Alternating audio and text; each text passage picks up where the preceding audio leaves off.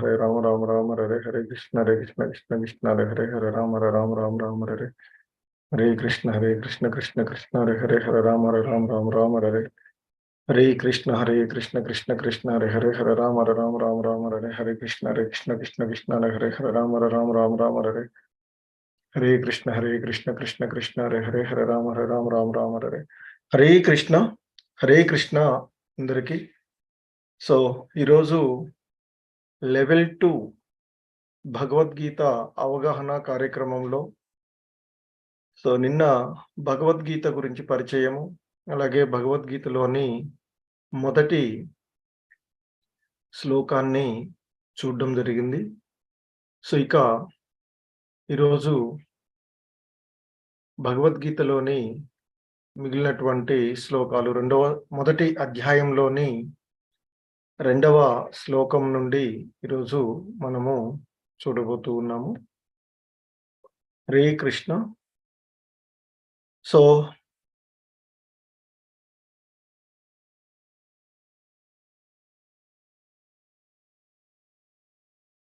ఈరోజు ఈ కార్యక్రమాన్ని ప్రారంభించుకునే ముందుగా ప్రార్థన. ఓం అజ్ఞానతిమిరాంధస్య జ్ఞానాంజనశలాకయా చక్షుర్మిలితం యేన తస్మై శ్రీ గురవే నమః. శ్రీచైతన్యమనోభీష్టం స్థాపితం యేన భూతలే స్వయం రూపః కదా మహ్యం దదాతి స్వపదాంతికం.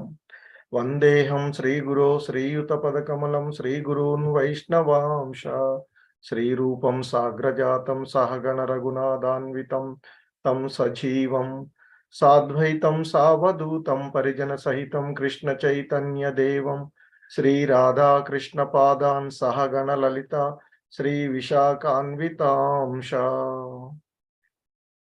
నమా ఓం విష్ణుపాదాయ కృష్ణ ప్రేష్టాయ భూతలే శ్రీమతే భక్తి వేదాంత స్వామి ఇతి నామినే. నమస్తే సారస్వతే దేవి గౌరవాణి ప్రచారిణి నిర్విశేష శూన్యవాది పాశ్చాత్య దేశతారిణి. హే కృష్ణ కరుణా సింధో దీనబంధో జగత్పతే గోపేశ గోపికా కాంత రాధా కాంత నమోస్తుతే. తప్త కాంచన గౌరాంగి రాధే బృందావనేశ్వరి వృషభానుసుతే దేవి ప్రణమామి హరిప్రియే. వాంఛా కల్పతరుభ్యశ్చ కృపా సింధుభ్య ఏవ చ పతితానాం పావనేభ్యో వైష్ణవేభ్యో నమో నమః. జయ శ్రీకృష్ణ చైతన్య ప్రభు నిత్యానంద శ్రీ అద్వైత గదాధర శ్రీవాసాది గౌర భక్త బృంద. హరే కృష్ణ కృష్ణ కృష్ణ హరే హరే హరే రామ రామ రామ హరే హరే.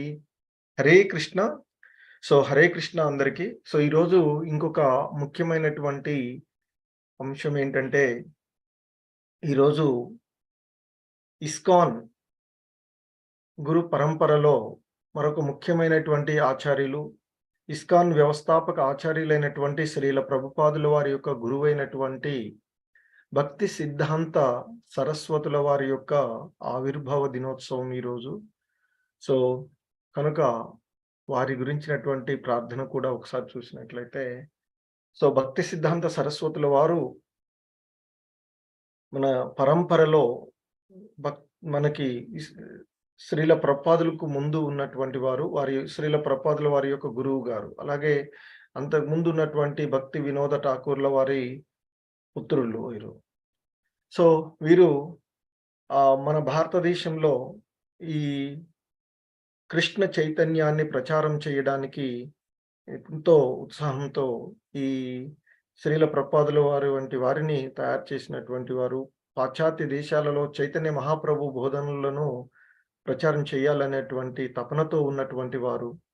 అలాగే ఇప్పుడు మనకున్నటువంటి వైష్ణవ క్యాలెండర్ని తయారు చేసినటువంటి వారు.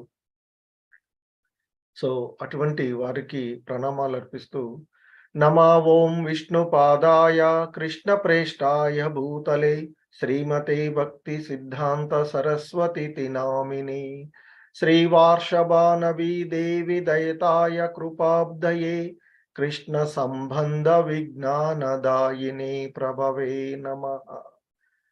మాధుర్యోజ్వల ప్రేమాధ్య శ్రీరూపానుగ భక్తిద శ్రీ కృపా గౌర కరుణా శక్తి విగ్రహాయ నమోస్తుతే. నమస్తే గౌరవాణి శ్రీమూర్తయే దీనతారిణి రూపానుగ విరుద్ధాప సిద్ధాంత ద్వంత హారిణి. సో ఇక మనం నిన్నటి భగవద్గీత మొదటి అధ్యాయంలోని మొదటి శ్లోకంలో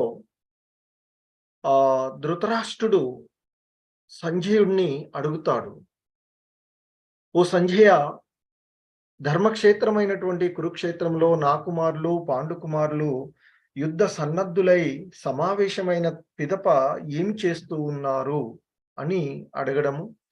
సో దానికి శ్రీల ప్రభుపాదుల వారు ఇచ్చినటువంటి భాష్యమును నిన్న మనము చూసాము ఆ శ్లోకంలో. సో ఇక ఈ రెండవ శ్లోకం చూసినట్లయితే, ఇక ఆ విధంగా సంజయుడిని అడిగితే సంజయుడు అక్కడ ఉన్నటువంటి కురుక్షేత్రంలో జరుగుతూ ఉన్నటువంటి విషయాలన్నింటినీ కూడా చెప్తూ ఉంటాడు ధృతరాష్ట్రుడితో. సో సంజయుడికి ఆ దివ్య దృష్టిని తన గురువైనటువంటి వ్యాసులు వారు ఇవ్వడం జరిగింది.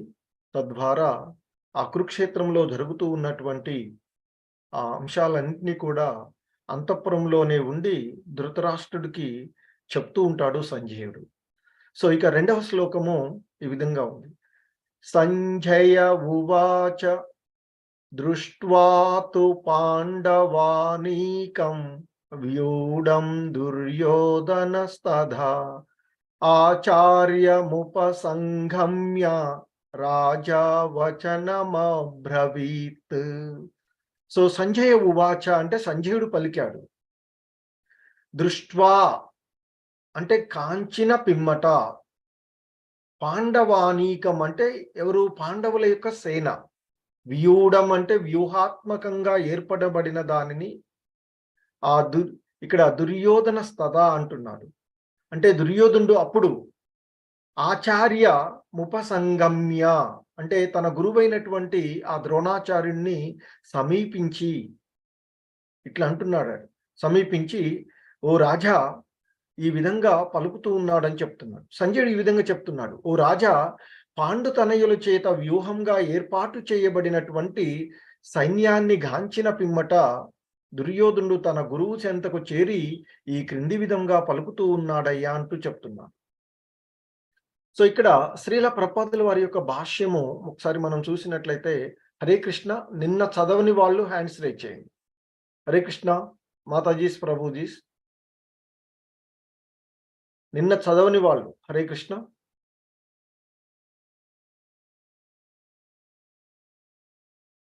జ్యోతి మాతాజీ. హరే కృష్ణ ప్రభుజీ. మాతాజీ చదవండి. ధృతరాష్ట్రుడు పుట్టుకతో అంధుడు. దురదృష్టవశాత్తు అతనికి ఆధ్యాత్మిక దృష్టి సైతము లోపించెను. ధర్మ విషయంన తన పుత్రులు తనతో సమానంగా అంధులని అతడు ఎరిగి ఉండేను. పుట్టుక నుండి ధర్మాత్ములైన పాండవులతో వారు ఒక ఒడంబడికకు రాలేదని అతడు నిశ్చయంగా తెలిసి ఉండేను. అయినను తీర్థక్షేత్రమైన కురుక్షేత్ర ప్రభావంను గూర్చి అతడు సందేహాస్పదుడై ఉండేను. యుద్ధరంగమందలి పరిస్థితిని గూర్చి ప్రశ్నించుటలో అతని అంతరార్థమును సంజయుడు అవగతము చేసుకొనగలిగాను. కనుకనే సంజయుడు ఆ నిరాశ చెంది ఉన్న రాజును ఉత్సాహపరచనించి పవిత్ర స్థలముచే ప్రభావితులై అతని పుత్రులు రాజీకి సిద్ధపడుట జరగబోదని ఆశ్వాసము నొసగెను. పాండవ సేనా బలమును గాంచిన పిమ్మట అతని తనయుడైన దుర్యోధనుడు నిజస్థితిని ఎరుకపరచుటకు శీఘ్రమే సైన్యాధిపతి అయిన ద్రోణాచార్యుని చెంతకు చేరినని సంజయుడు ధృతరాష్ట్రునికి తెలియజేసింది. ధృతరాష్ట్రుడు రాజుగా పేర్కొనబడినను పరిస్థితి యొక్క తీవ్రతను అనుసరించి స్వయంగా సైన్యాధిపతి వద్దకు వెడలవలసి వచ్చాను. కనుకనే రాజకీయవేత్త అనుటకు అతడు చక్కగా తగి ఉన్నాడు. కానీ పాండవ సేన వ్యూహమును గాంచిన పిమ్మట అతడు పొందిన భయమును ఆ రాజనీతి నిపుణత మరుగుపరచలేకపోయెను. హరే కృష్ణ. హరే కృష్ణ మాతాజీ, శ్రీల ప్రభుపాదకి జై. సో ఇక్కడ మనకి ఇంత ముందుగా తెలిసినట్లుగానే ధృతరాష్ట్రుడు పుట్టుకతో గుడ్డివాడు, అంటే భౌతికంగా అతడు గుడ్డివాడే కాకుండా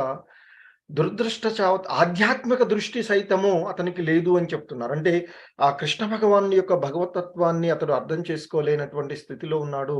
ఆధ్యాత్మికమైనటువంటి విషయాలు కూడా అతడు అర్థం చేసుకోలేకుండా ఉన్నారు అని చెప్తున్నారు. అలాగే ఆ ఆధ్యాత్మిక విషయంలో తాను ఏ విధంగా అయితే గుడ్డివాడులాగా ఉన్నాడో తన కుమారులు కూడా ఆ విధంగానే ఉన్నారు అనేటువంటి విషయం ఆయనకు తెలుసు.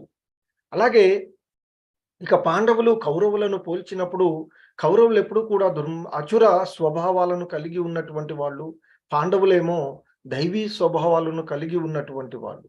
సో పాండవులు మొదటి నుంచి కూడా ధర్మ పరాయణులుగా ఉన్నటువంటి వారు కనుక దుర్మార్గులుగా ఉన్నటువంటి కౌరవులకు మంచి నడవడికను కలిగి ఉన్నటువంటి పాండవులకు మధ్య ఎలాగూ సంధి కలగదు అనేటువంటి విషయం అతనికి తెలుసు. కానీ సో ఇంతకుముందు చెప్పుకున్నట్లుగా ధర్మక్షేత్రే కురుక్షేత్రే అంటే ఆ కురుక్షేత్రం అనే ప్రదేశం ధర్మయానికి నిలయమైనటువంటిది. దేవతలు సహితము అక్కడికి వచ్చి యజ్ఞయాగాదులు సమర్పించేటువంటి ప్రదేశం కనుక ఆయనకి ఆ ప్రదేశ ప్రభావం గురించి కొంత సందేహం ఉన్నది. అదే కాకుండా పాండవుల వైపు కృష్ణ భగవానుడు ఉండడము మరొక సందేహంగా ఉన్నటువంటిది. సో కాబట్టి అక్కడ ఏం జరుగుతుందో అనేటువంటి విషయాలను తెలుసుకోవలసినటువంటి కుతూహలంతో ఆ రాజు ధృతరాష్ట్రుడు సంజీవుడిని అడగడం జరుగుతుంది. సో అలాగే అందుకనే ఆ రాజుని ఉత్సాహపరచాలి అనేటువంటి ఉద్దేశంతో అక్కడ సంధి జరిగే విధంగానే ఏమీ లేదు. ఆ సైన్యాన్ని చూసిన తర్వాత ఈ దుర్యోధనుడు ఆయన్ని వెంటనే ఆ కౌరవులకు సైన్యాధిపతిగా ఉన్నటువంటి ద్రోణాచార్యుడి దగ్గరకు వెళ్ళాడు ధృతరాష్ట్రుడికి తెలియజేస్తున్నాడు. దుర్యోధనుడు అక్కడికి వెళ్ళాడు అని చెప్తున్నాడు. సో వాస్తవానికి ధృతరాష్ట్రుడు అక్కడ లేడు కనుక దుర్యోధనుడే రాజుగా భావించబడుతూ ఉన్నటువంటి వాడు అక్కడ. సో మరి వాస్తవానికి రాజు దగ్గరకే వీళ్ళు రావాలి సైన్యాధ్యక్షులు. కానీ ఈ దుర్యోధనుడు అతని యొక్క రాజనీతి చతురత తర్వాత అతడు సైన్యాధ్యక్షులుగా ఉన్నటువంటి వాడు, అతని గురువు కనుక అక్కడికి వెళ్ళడం జరిగింది. సో వెళ్ళి ఆ రాజకీయ ఎత్తుగడల్లో చక్కగా ఎరిగినటువంటి వాడుగా ఉన్నాడు. కానీ ఇక్కడికి వెళ్ళినటువంటి పరిస్థితులలో ఆ పాండవుల సైన్యాన్ని చూసి అతడు భయపడినట్లుగా ఉన్నటువంటి అంశాన్ని ఇక్కడ మనకి తెలియచేస్తూ ఉన్నారు. సో ఇక ఆ విధంగా సంజయుడు చెప్తున్నాడు ఏమని, ఓ రాజా, పాండుతనయుల చేత వ్యూహంగా ఏర్పాటు చేయబడినటువంటి సైన్యమును చూసిన పిమ్మట దుర్యోధనుడు తన గురువైనటువంటి ద్రోణాచార్యుడి చెంతకు చేరి ఈ విధంగా అంటూ ఉన్నాడయ్యా అని చెప్తున్నాడు. ఏమంటున్నాడట, పశ్యైతాం పాండు పుత్రానాం ఆచార్య మహతీం చము వ్యూఢాం ద్రుపద పుత్రేణ తవ శిష్యేన ధీమత. సో ఆ దుర్యోధనుడు ద్రోణాచార్యుడితో అంటూ ఉన్నాడు, ఓ ఆచార్య, మీ బుద్ధి కుశలుడైన శిష్యుడగు ద్రుపద పుత్రుని అంటే ఆ ద్రుపదుని యొక్క తనయుడితో దక్షతగా ఏర్పాటు చేయబడినటువంటి ఆ పాండవుల యొక్క గొప్ప సైన్యాన్ని ఒక్కసారి చూడవయ్యా అంటున్నాడు. సో ఇక్కడ ఆ దుర్యోధనుడు ద్రోణాచార్యుడి దగ్గరికి వెళ్ళి మీ యొక్క ప్రియ శిష్యుడైనటువంటి బుద్ధి కుశలుడైన శిష్యుడు అంటే నీ యొక్క ప్రియ శిష్యుడు అయినటువంటి ఆ ద్రుపద పుత్రుడి ద్వారా దక్షతతో ఏర్పాటు చేయబడినటువంటి ఆ పాండవుల యొక్క సైన్యాన్ని చూడు అని చెప్తున్నాడు. సో ఇక్కడ ఈ భాష్యంలో శ్రీల ప్రభుపాదుల వారు మనకి ఇక్కడ ఆ దుర్యోధనుడి యొక్క రాజనీతి తత్వాన్ని మరికొంత ఈ భాష్యంలో శ్రీల ప్రభుపాదుల వారు తెలియచేస్తూ ఉన్నటువంటి అంశము. హరే కృష్ణ. సో శ్రీదేవి మాతాజీ అన్మ్యూట్ చేసుకో. హరే కృష్ణ ప్రభుజీ. హరే కృష్ణ. బ్రాహ్మణుడును మరియు గొప్ప సైన్యాధిపతి అయిన ద్రోణాచార్యుడు లోపములను రాజనీతి నిపుణుడైన దుర్యోధనుడు ఎత్తి చూపవెంచెను. ద్రౌపది, అర్జునుని భార్య. జనకుడైన ద్రుపద మహారాజుతో ద్రోణాచార్యుడు రాజకీయ వైరమును కలిగి ఉండెను. ఆ వైర కారణముగా ద్రుపదుడు ఒక గొప్ప యజ్ఞమును ఆచరించి ద్రోణుని సంహరింపగల పుత్రిని వరముగా పొందియుండెను.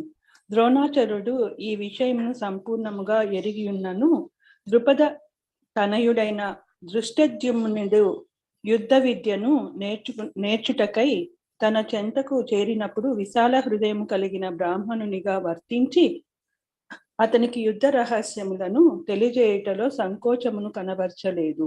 ఇప్పుడు దృష్టద్యుమ్నుడు కురుక్షేత్ర యుద్ధ రంగమున పాండవుల పక్షము వహించెను. ద్రోణాచార్యుని నుండి నేర్చిన విద్యతో అతడే పాండవ సేనా వ్యూహమును సైతము రచించెను.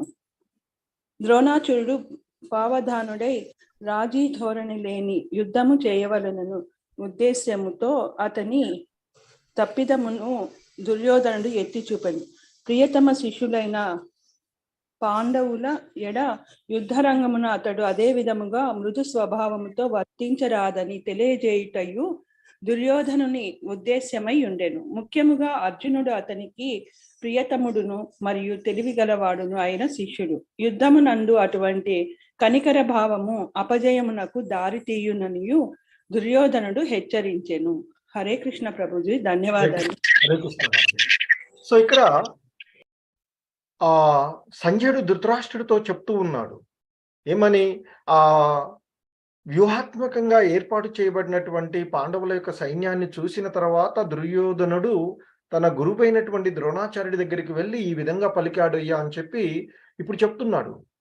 ఆ దుర్యోధనుడు అంటున్నాడట ద్రోణాచార్యుడితో, ఓ ఆచార్య, మీ ప్రియ శిష్యుడైనటువంటి ద్రుపద పుత్రుని ద్వారా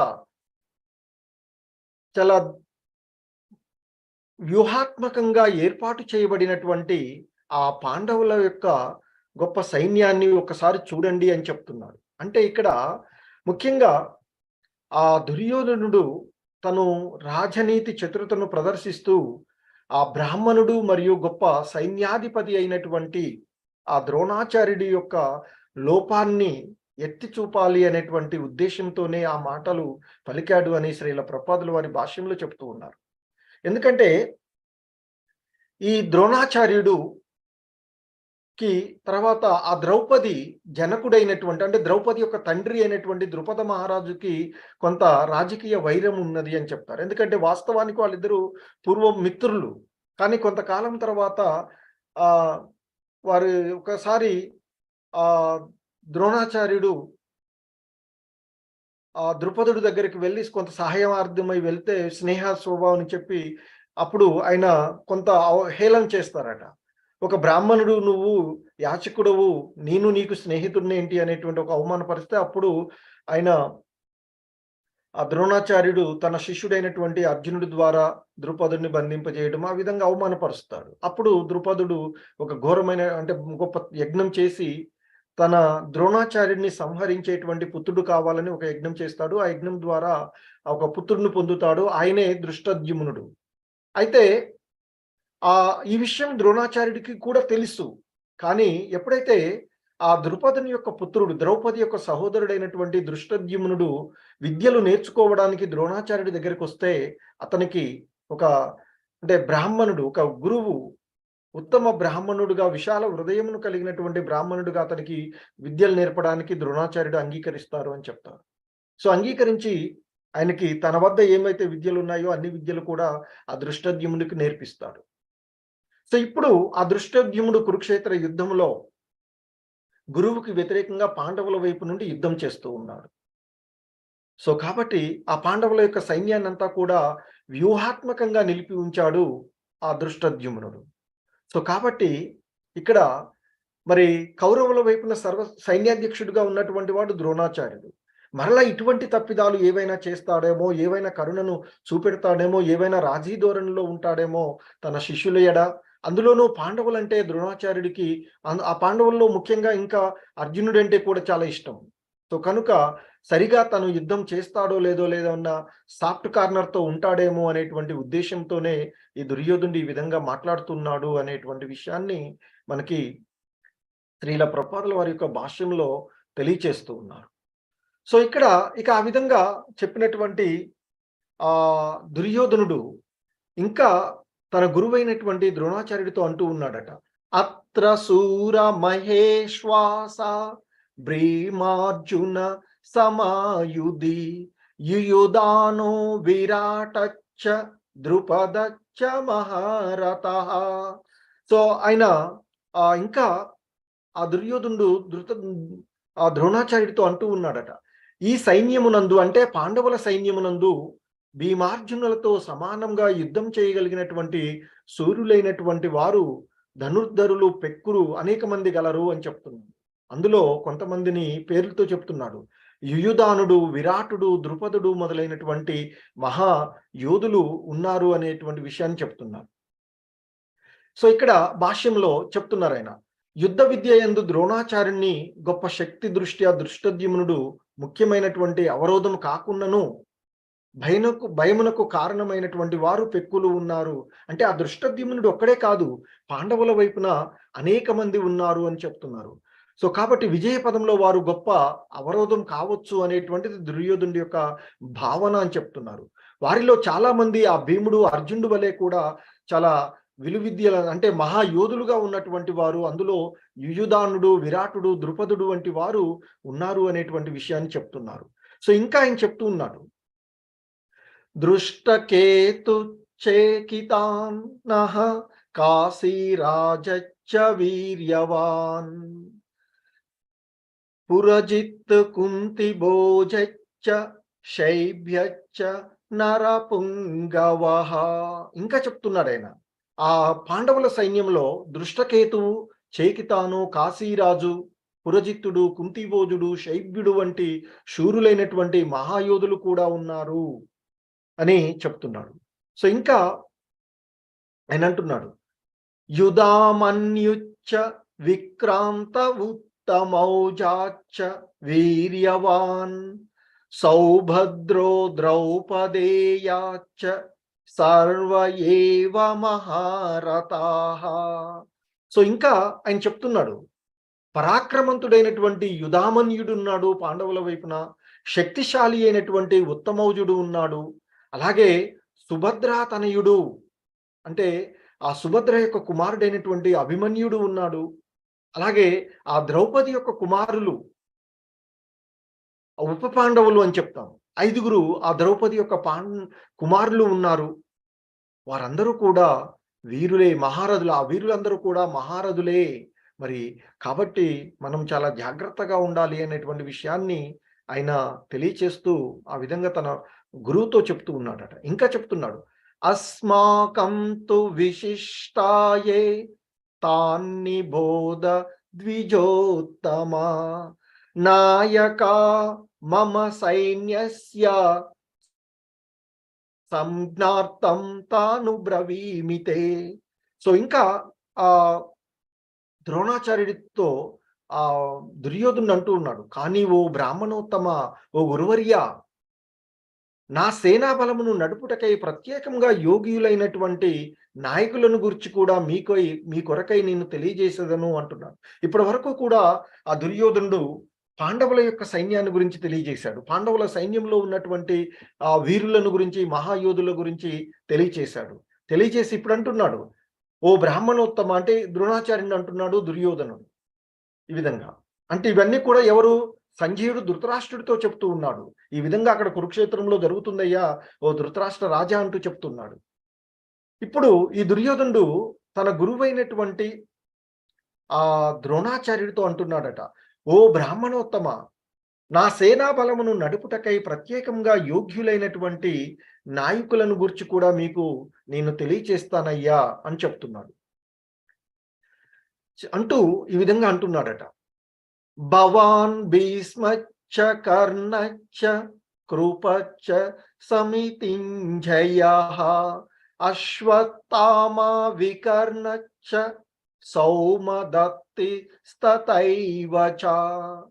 సో ఇంకా ఆయన చెప్తున్నాడు, ఆ దుర్యోధనుడు చెప్తున్నాడు, యుద్ధమందు ఎల్లప్పుడూ విజయమును సాధించు మీరు, అంటే తన గురువైనటువంటి ద్రోణాచార్యుడితోనే చెప్తున్నారు, యుద్ధమునందు ఎల్లప్పుడూ విజయాన్ని సాధించేటువంటి మీరున్నారు.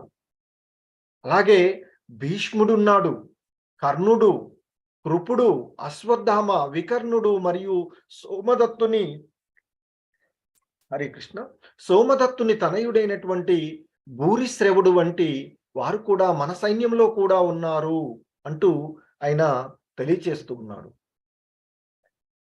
సో ఇంకా ఆయన చెప్తూ ఉన్నారు, అన్యే చ బహువ సూరా మదర్తే త్యక్త జీవితాః నానా శాస్త్ర ప్రహరణాః సర్వే యుద్ధ విశారదాః.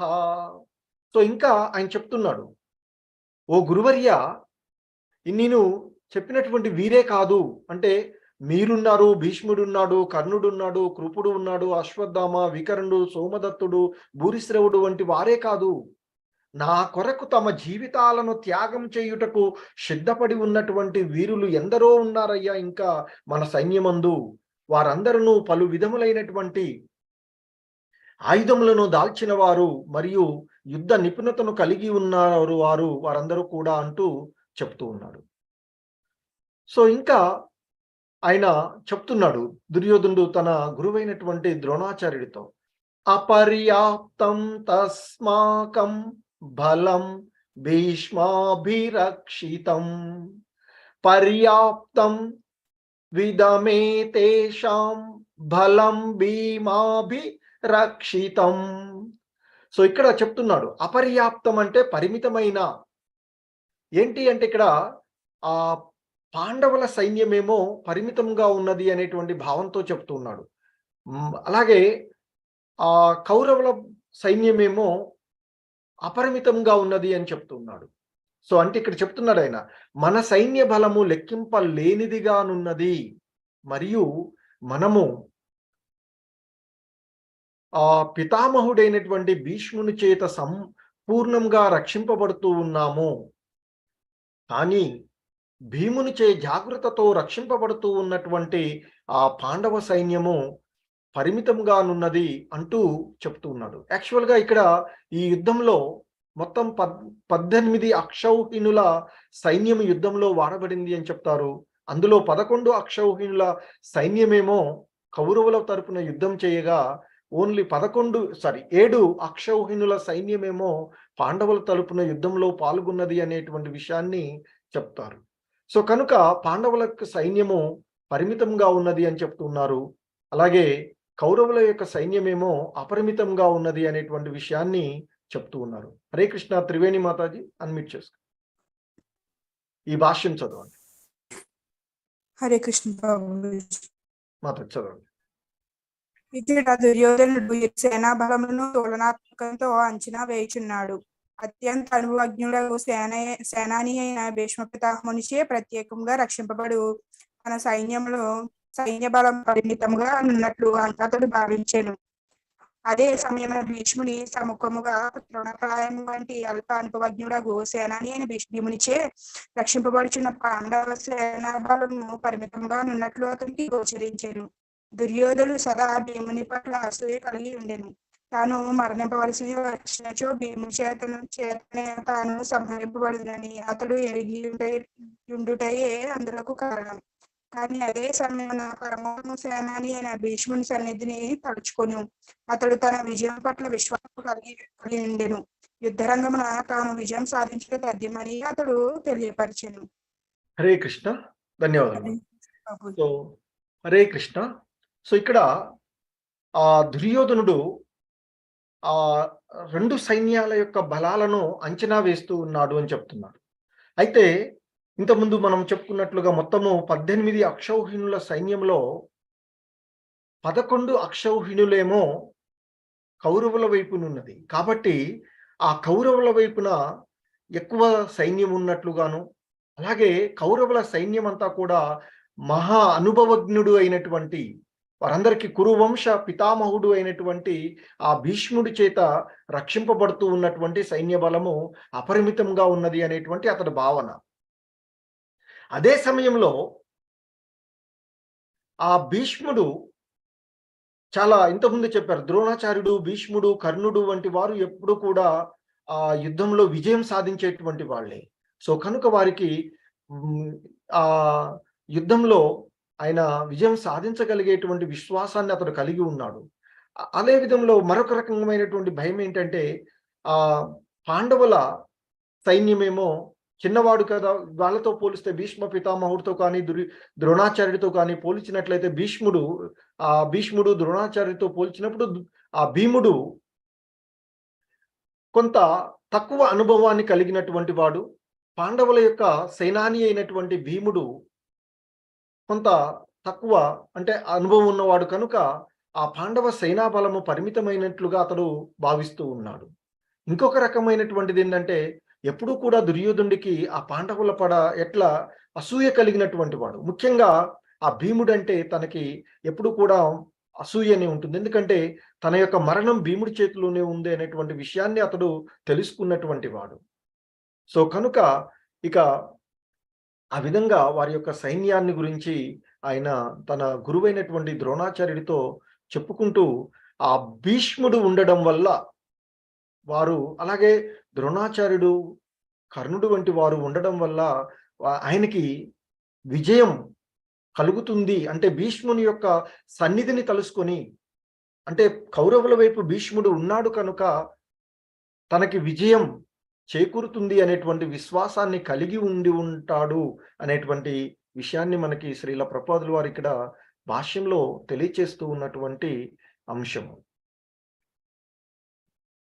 సో ఇంకా ఆయన చెప్తున్నారు, అయనేషు చ సర్వేషు యథా భాగమవస్థితాః భీష్మమేవాభిరక్షంతు భవంత సర్వ ఏవ హి. సో ఇంకా ఆయన అయనేషు అంటే ముఖ్యమైనటువంటి స్థానాల యందు ఆయన చెప్తున్నాడు. ఆ దుర్యోధనుడు ఆ ద్రోణాచార్యుడితో మాట్లాడుతూ ఆ విధంగా సైన్యాన్ని గురించి అంచనా వేస్తూ ఇంకా చెప్తున్నాడు, మన సైన్యమేమో భీష్ముడి చేత సంరక్షించబడుతుంది, పరిమితంగా ఉన్నటువంటి పాండవుల సైన్యము భీముడి చే రక్షింపబడుతుంది అని చెప్తూ ఇంకా చెప్తున్నాడు ఆయన ఇక్కడ.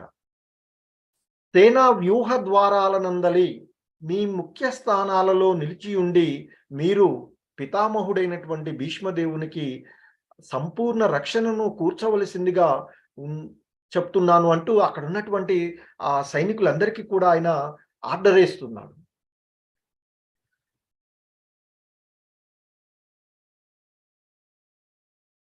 హరే కృష్ణ. లక్ష్మీ మాతాజీ అన్మ్యూట్ చేసుకో. హరే హరే కృష్ణ. చదివే వాళ్ళు కొంచెం మైక్ మంచిగా చూసుకోండి మాతాజీ. ఇంత ముందు కూడా వాయిస్ క్లియర్ గా లేదు వేరే మాతాజీ చదివినప్పుడు. హరే కృష్ణ.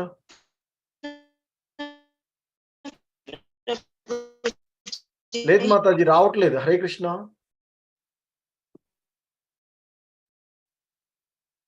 వసుంధర మాతాజీ అన్మ్యూట్ చేసుకో.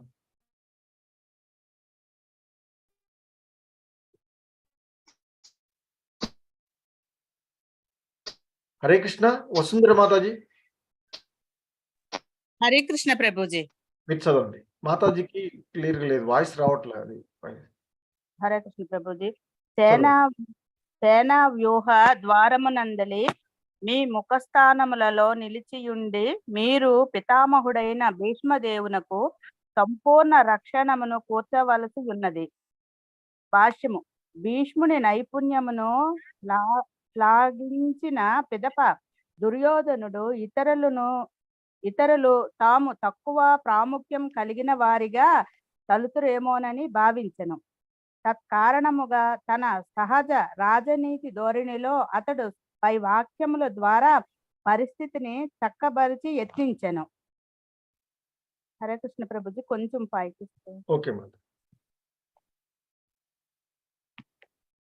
భీష్మదేవుడు నిస్సందేహముగా గొప్ప వీరుడే అయినను వృద్ధుడైనందున ప్రతి ఒక్కడు అన్ని వైపుల నుండి అతని రక్షణము గూర్చి ప్రత్యేకముగా ఆలోచింపవలెనని అతడు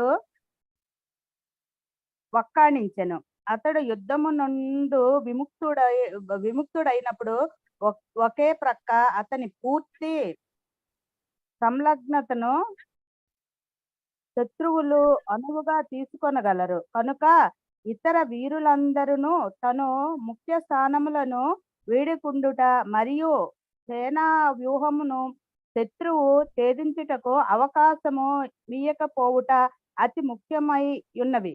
కౌరవుల విజయము భీష్ముని సన్నిధి పైననే ఆధారపడి ఉన్నదని దుర్యోధనుడు స్పష్టముగా తలచెను.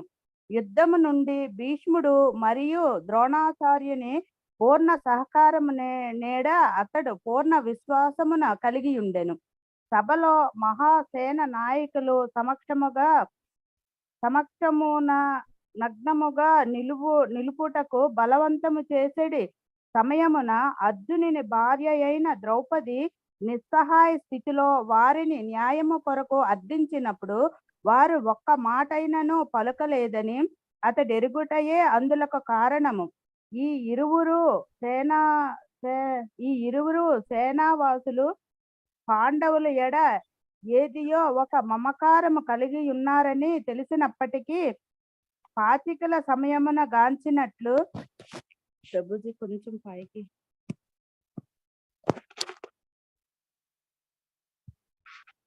పాచికల సమయమున గాంచినట్లు వారిప్పుడు ఆ మమకారమును పూర్ణముగా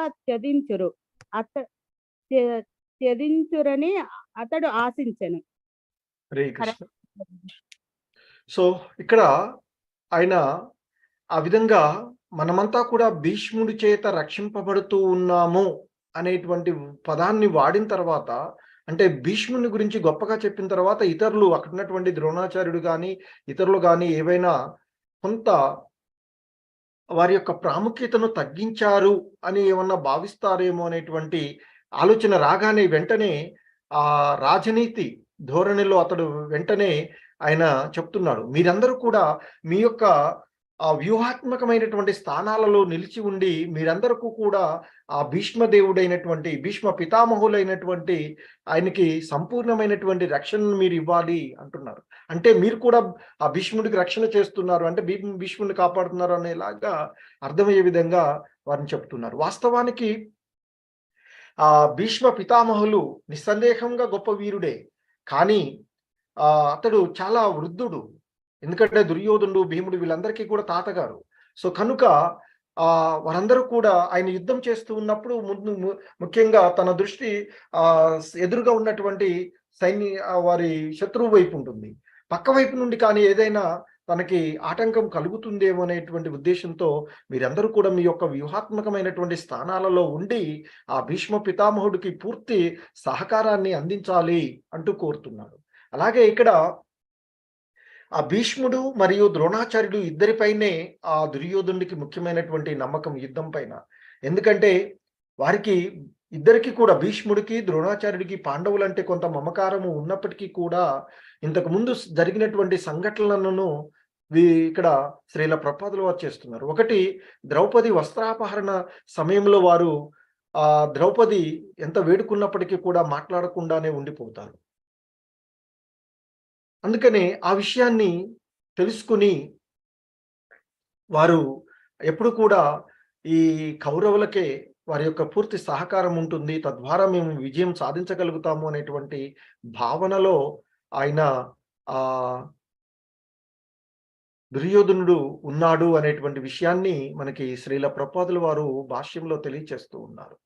సో ఇంకా చెప్తున్నారు, తస్య సంజనయన్ హర్షం కురు వృద్ధ పితామహః సింహనాదం వినద్యోచ్చైః శంఖం దద్మౌ ప్రతాపవాన్. సో ఆ విధంగా ఎప్పుడైతే మీరు మీ యొక్క వ్యూహాత్మకమైనటువంటి స్థానాలలో ఉండి భీష్మ పితామహుడికి మీరు సహకారం అందించాలి అనగానే అప్పుడట ఆ కురు వృద్ధుడు, ఆ కురువృద్ధ పితామహుడు అయినటువంటి యోధుల పితామహుడు అయినటువంటి ఆ భీష్ముడు తన మనుమడైనటువంటి దుర్యోధనుడికి సంతోషం కలిగేలాగా, ఆనందం కూర్చేట్లుగా, సింహ గర్జన వంటి ధ్వని కలిగేటట్లుగా తన యొక్క శంఖాన్ని బిగ్గరగా పూరించాడట. మేమంతా యుద్ధానికి సన్నద్ధంగా ఉన్నాము అనేటువంటి భావనతో ఆ శంఖాన్ని పూరించారు అని చెప్తున్నారు. హరే కృష్ణ. రవితేజ ప్రభు.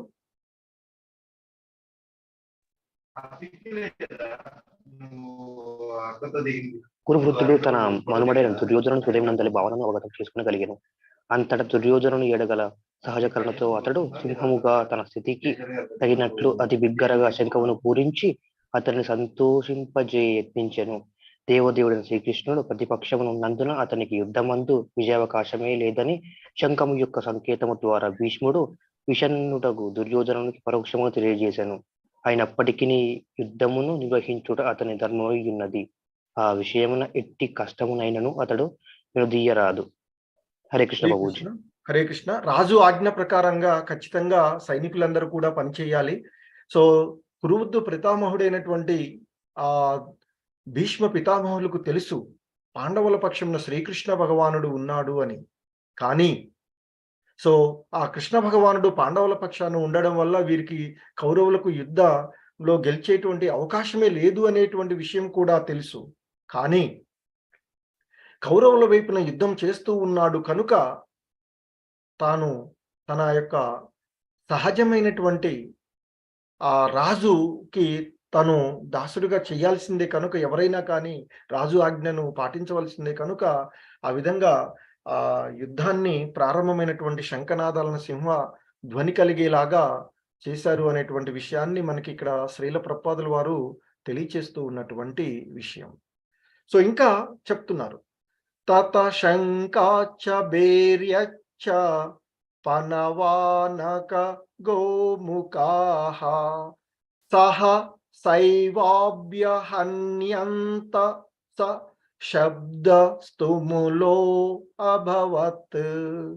సో ఎప్పుడైతే ఆ భీష్మ పితామహుడు పెద్ద శబ్దం వచ్చేలాగా తన యొక్క శంఖాన్ని పూరించాడో, సింహధ్వని కలిగేలాగా శంఖాన్ని పూరించాడో, ఆ పిమ్మట తతః అంటున్నారు, అటు పిమ్మట శంఖాచ్చ బేర్యచ్చ అంటున్నారు, శంఖములు బేర్యములు.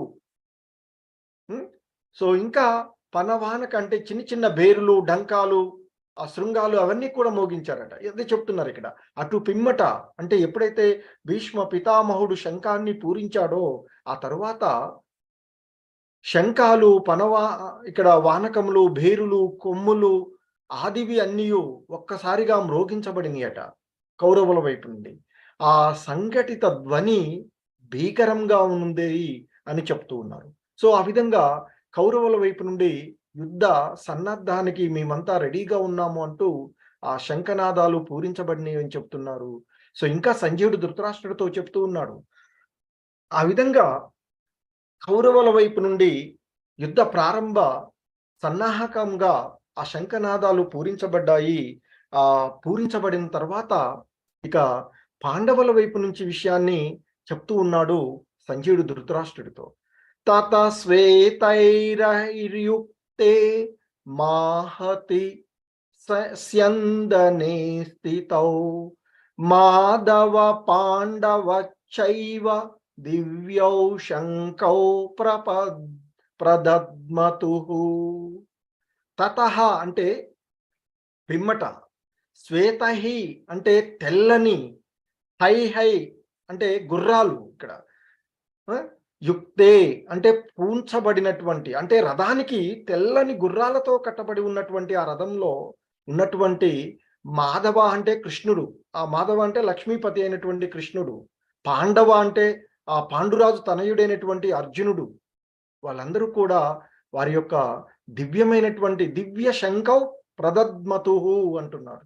సో వారి యొక్క దివ్యమైనటువంటి శంఖాలను కూడా ఇక్కడ పూరించారు అని చెప్తున్నారు. అంటే ఇప్పుడు పాండవుల గురించి చెప్తూ అంటున్నాడు సంజయుడు ధృతరాష్ట్రుడితో, ఎదుట పక్షమున అంటే పాండవ పక్షమున శ్రీకృష్ణ భగవానుడు, అర్జునుడు ఇరువురును తెల్లని గుర్రములను పూంచబడినటువంటి మహారథమునందు ఆసీనులైన వారై తమ యొక్క దివ్య శంఖాలను కూడా పూరించారయ్యా పాండవుల వైపు నుండి అంటూ చెప్తూ ఉన్నాడు సంజయుడు ధృతరాష్ట్రుడితో. హరే కృష్ణ. నందితా మాతాజీ అన్మ్యూట్ చేస్తా. హరే కృష్ణ బ్రో. హరే కృష్ణ మాతాజీ. భీష్మదేవుడు పూరించిన శంఖముకు భిన్నముగా శ్రీకృష్ణార్జునులు హస్తములోని శంఖములు దివ్యములుగా వర్ణించబడెను. శ్రీకృష్ణుడు పాండవుల పక్షంలో ఉన్నందున ప్రతిపక్షము వారికి విజయ అవకాశమే ఉండదని ఆ దివ్య శంఖముల ధ్వని సూచించెను. జయస్తు పాండు పుత్రాణం ఏషాం పక్షే జనార్దన. శ్రీకృష్ణ భగవానుని సాంగత్యము చేత విజయము ఎల్లప్పుడూ పాండుపుత్రుల వంటి వారికే లభించును. భగవానుడు ఎప్పుడు ఎక్కడ నిలిచి ఉండునో అక్కడ లక్ష్మీదేవి కూడా నిలిచి ఉండును. ఎందుకనగా లక్ష్మీదేవి తన పతిని వీడి ఎన్నడూను ఒంటరిగా నివసింపదు. కనుక విష్ణువు లేక శ్రీకృష్ణ భగవానుని శంఖము నుండి వెలువడిన దివ్య ధ్వని సూచించినట్లు విజయము మరియు సంపదలు అదృష్టం అర్జునుని కొరకై వేచి చూస్తుండెను. అంతేకాకుండా మిత్రులు ఇరువురుని ఆసీనులై ఉన్నట్టి రథము అగ్నిదేవుని చేత అర్జునునకు ఇవ్వబడెను. ముల్లోకాలలో దాని ఎక్కడకు తోలుకెళ్ళినను అది దిక్కులన్నిటినీ జయింపగల సామర్థ్యం కలిగి ఉండునని విషయంను సూచించెను. హరే కృష్ణ. హరే కృష్ణ మాతాజీ, ధన్యవాదాలు. సో మీరు అంటే బుక్ లో చదివారా మాతాజీ వేరే? Okay okay, Hare Krishna. So ఇక్కడ ఎదుట పక్షంలో ఉన్నటువంటి శ్రీకృష్ణ భగవానుడు అర్జునుడు ఇరువురు కూడా మహారథానికి కట్టబడి ఉన్నటువంటి తెల్లని గుర్రాలతో ఉన్నటువంటి మహారథంలో కూర్చున్నటువంటి కృష్ణ భగవానుడు మరియు ఆ పాండుపుత్రుడైనటువంటి అర్జునుడు ఇద్దరు కూడా వారి యొక్క దివ్యమైనటువంటి శంఖాలను పూరించారు అని చెప్తున్నారు. సో ఇక్కడ శ్రీల ప్రపాద్కి జై. శ్రీల ప్రపాదులు వారి యొక్క భాష్యంలో ఈ విధంగా చెప్తున్నారు.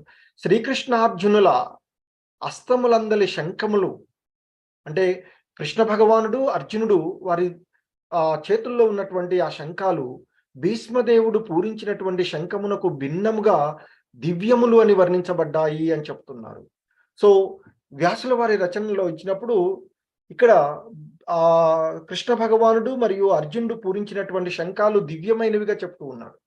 ఎందుకంటే శ్రీకృష్ణుడు పాండవుల పక్షాన నిలిచి ఉన్నాడు అనేది ఇక్కడ, కాబట్టి వీరిది దివ్యమైనటువంటి శంఖాలు అవుతుంది.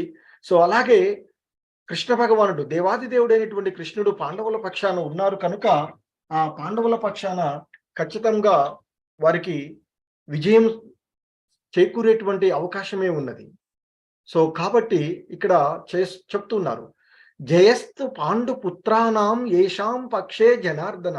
శ్రీకృష్ణ భగవానుడు వారి పక్షాన ఉన్నాడు కనుక ఖచ్చితంగా పాండుపుత్రులకే విజయము జరుగుతూ ఉంది అనేటువంటి భావనతో చెప్తున్నాడు.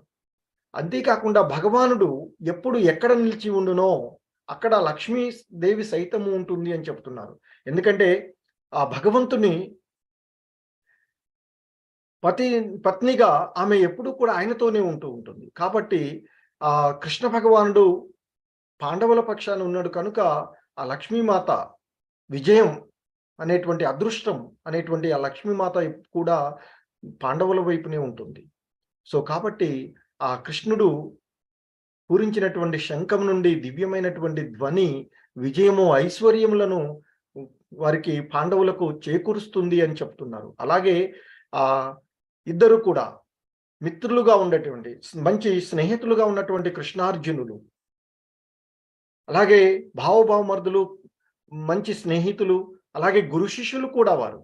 సో వారు ఉన్నటువంటి ఆ రథం ఏదైతే ఉందో అది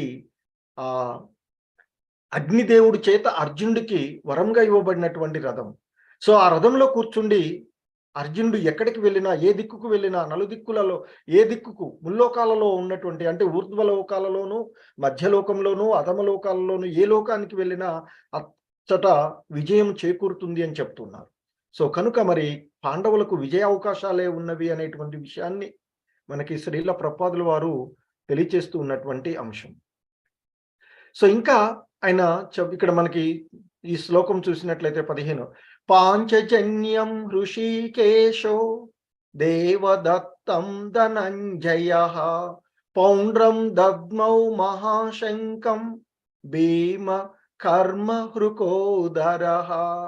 సో ఇంకా చెప్తున్నారు, శ్రీకృష్ణ భగవానుడు పాంచజన్యము అనేటువంటి ఆ దివ్య శంఖాన్ని పూరించాడట, అర్జునుడేమో దేవదత్తము అనేటువంటి శంఖాన్ని పూరించాడట.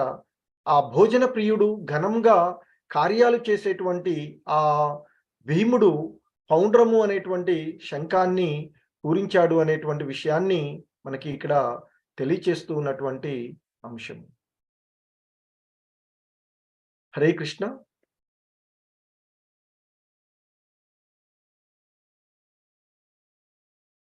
లక్ష్మీ గౌరీ మాతాజీ హరే కృష్ణ ప్రభుజీ. చదువుతారా? సర్వేంద్రియములకు ప్రభువైనందునే శ్రీకృష్ణుడు ఈ శ్లోకమునందు కృషికేశును తెలవబడినాడు. జీవులందరూ అతని అంశములు కావున జీవుల ఇంద్రియములు కూడా అతని ఇంద్రియముల అంశములే. నిరాకారవాదులు జీవుల ఇంద్రియములను గూర్చి ఎరుగలేనందున వారి ఇంద్రియ రహితములుగా లేదా నిరాకారులుగా వర్ణింపగోరుదురు. భగవానుడు జీవుల హృదయమునందు నిలిచి వారి ఇంద్రియములను నిర్దేశించుచుండును. కాని అతడు జీవుని శరణాగతిని బట్టి నిర్దేశమును గూచుచుండును. శుద్ధ భక్తుని విషయమున అతడు ప్రత్యక్షముగా ఇంద్రియములను నియమించును. ఇచ్చట కురుక్షేత్ర రణరంగమునందు అర్జునుని దివ్యేంద్రియములను ప్రత్యక్షముగాను నియమించుటచే శ్రీకృష్ణ భగవానునికి ప్రత్యేకముగా కృషికేశుడు అనడి నామము వాడబడి ఉన్నది. వివిధ కార్యములను అనుసరించి భగవానుడు వివిధ నామములను కలిగియుండును. ఉదాహరణకు మాధవనడి రాక్షసుని సంహరించుట వలన అతనికి మధుసూదనుడు అనడి నామము కలిగెను. గోవులకు ఇంద్రియములకు అతడు ఆనందము నొసంగును కనుక గోవిందుడు అనడి నామము కలిగెను. వసుదేవుని తనయుడై ఆవిర్భవించు నందున వాసుదేవుడు అనడి నామము కలిగెను. దేవకీ దేవుని తల్లిగా అంగీకరించినందున దేవకీ నందన అనడి నామము కలిగెను. బృందావనమున యశోదకు బాల్యలీలలు దర్శించు అవకాశం మొసంగినందున యశోద నందన అనడి నామము కలిగెను. స్నేహితుడైన అర్జునుకు సారథిగా వర్తించుట వలన పార్థసారథి అను నామము కలిగెను. అదే విధముగా కురుక్షేత్ర రణరంగమున అర్జునుకు నిర్దేశమసునసగుడకు కృషికేశుడు అని నామము కలిగెను. వివిధ యజ్ఞముల నిర్వహణకు ధనము అవసరం అనడి దానిని సంపాదించుటలో అగ్రజునకి సహాయపడినందున ఈ శ్లోకమున అర్జునుడు ధనంజయునిగా తెలపబడిన.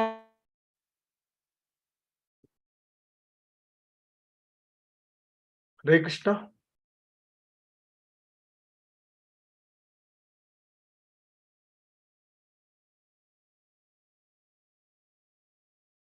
ఓకే, సో వివిధ యజ్ఞముల నిర్వహణకు ధనమును అవసరమున్న పడినప్పుడు దానిని సంపాదించుటలో అగ్రజునికి అంటే ధర్మరాజుకు సహాయపడిన కారణంగా అర్జునుని ఇక్కడ ధనంజయుడు అని తెలపడము. అదేవిధంగా భీముడు వృకోదరునిగా తెలపబడినాడు. అంటే విపరీతంగా తినటమే గాక దానికి తగినట్లుగా హిడంబాసురుడిని వధించుట వంటి ఘనకార్యములు చేయడం వలన అతడు ఆ కారణమని చెప్తున్నారు. ఈ విధంగా భగవానుడు మొదలుకొని వివిధ మహాయోధులు పూరించిన వారి ప్రత్యేక శంఖములు పాండవ పక్ష వీరులకు ఉత్సాహాన్ని కలిగించెను. ప్రతిపక్షంలో అట్టి ఘనతలు గాని దివ్య నిర్దేశకుడైనటువంటి శ్రీకృష్ణుని సన్నిధి గాని లక్ష్మీదేవి సన్నిధి గాని లేవు. అనగా వారు రణమున ఓడిపోవుట నిశ్చయింపబడినది ఉన్నది అని అంటున్నారు. సో ఆ సందేశమే శంఖాల ద్వారా ప్రకటించబడింది అంటూ శ్రీల ప్రభుపాదుల వారు భాష్యంలో మనకి తెలియచేస్తూ ఉన్నటువంటి అంశము. సో ముఖ్యంగా ఇక్కడ ఈ శ్లోకంలో వాడినటువంటి పదాల గురించి పాంచజన్యం హృషికేశో, ఆ హృషికేశుడు అంటే ఇక్కడ కృష్ణ భగవానుడు ఆ ఇంద్రియాలన్నింటినీ కూడా తన ఆధీనంలో ఉంచుకోగలిగినటువంటి వాడు. అలాగే కృష్ణ భగవానుడికి అనేకమైనటువంటి పేర్లు ఇంతకుముందు మనకి మాతో చదివారు. గోవిందుడు అంటే గోవులకు ఆ ఇంద్రియాలకు ఆనందాన్ని కలిగించేటువంటి వాడు కనుక గోవిందుడు అని. అలాగే వసుదేవుడికి పుత్రుడిగా అవకాశం ఇవ్వడం వల్ల ఆయన వాసుదేవుడు అని. అలాగే దేవకీ మాతకి పుత్రుడిగా అవకాశం ఇవ్వడం వల్ల దేవకీ నందనుడు అని. అలాగే ఆ బృందావనంలో యశోదామయికి తన బాల్యలీలలు చూసేటువంటి అవకాశాన్ని ఇవ్వడం వల్ల యశోద నందుడు అని, అలాగే నందనందనుడు అని.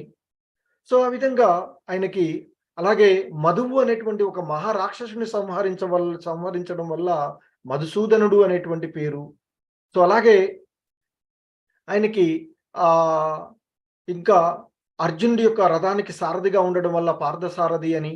సో ఈ విధంగా అలాగే ఇక్కడ అర్జునుడికేమో ధనంజయుడు, ఎందుకంటే తన అన్నగారైనటువంటి ధర్మరాజుకి ఆ యజ్ఞ యాగాదులు చేయడానికి అవసరమైనప్పుడు ఆ ధనాన్ని సమకూర్చినటువంటి వాడు కనుక ధనంజయుడు అని పిలువబడ్డారు అని చెప్తున్నా. హరే కృష్ణ.